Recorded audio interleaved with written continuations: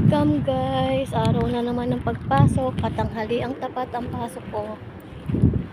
1:30 anong tanghali dito sa Dakel inside Al-Ain.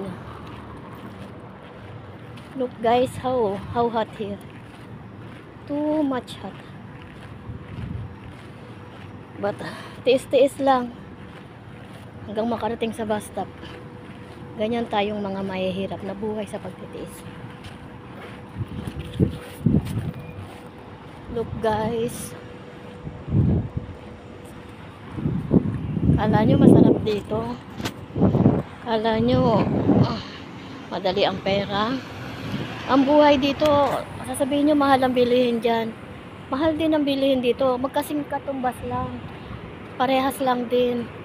Malaki lang ang amount, kumbaga yung number sa tingin nyo lang malaki ang kita namin dahil malaki ang number, malaki ang katumbas dyan, pero ang pamumuhay, yung mga bilihin katulad din dyan. Kung yung isda pumapatak ng 300, 200 per kilo, dito rin i-convert mo lang sa price dito, ganun din po ang katumbas. Napakahirap din po mamuhay dito. Ang bahay dito, kwarto lang po na napakalit na isang kama lang, tutulugan mo lang talaga at konting gamit lang magkakasya. 600 ang pinakamura. Yun na po ang pinakamura kung kinukuha. Yung maliit lang talaga para lang makatulog. Maipanatag mo lang yung pagod mong katawan. 600 dirham. Magkano yan sa Pinas? Kung sa Pinas yan, isang buong budget na ng mga anak ko yan o sobra pa. Sasahod ka rito ng 3,000, uupa ka ng bahay.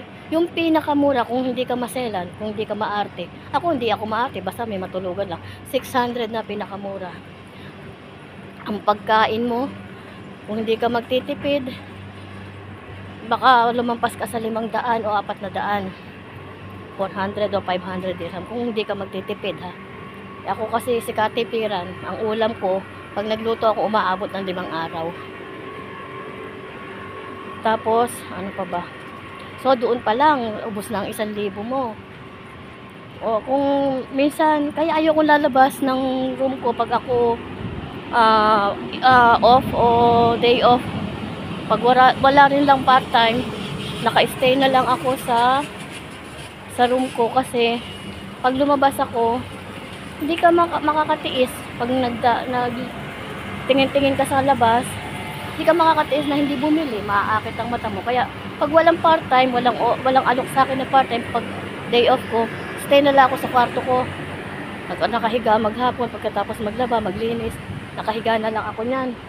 Nood lagi ng TikTok. Yan lang libangan ko, TikTok. Pero pag may part-time, go ako kahit pagod. Alam nyo, mas mainam pa nga yung yung mag-part-time ako kahit pagod na pagod ako sa trabaho na dapat ipapahinga mo na lang.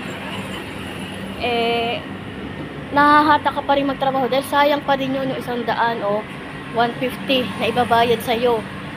Mabigat po ang mag-part-time, mabigat ang magtrabaho sa mga catering o sa mga gawa. Ang daming bubuhatin, ang daming aasikasuhin. Akala nyo lang madali yung part-time, mabigat. Pagod ka na sa trabaho, pagod ka pa sa pagpa-part-time, pero tiis-tiis lang kasi kailangan ng pera. Ganyan po kami rito, akala nyo madali ang pera. Akala nyo mayaman kami dito. Mas mahirap pa kami kaysa sa inyo. Nagtitiis lang. Sige po, bye po muna. Andito na ako sa bus stop. Look guys. Tingnan nyo kung gaano kainit mag-abang ng bus. Bye. See you next time. Thank you for watching.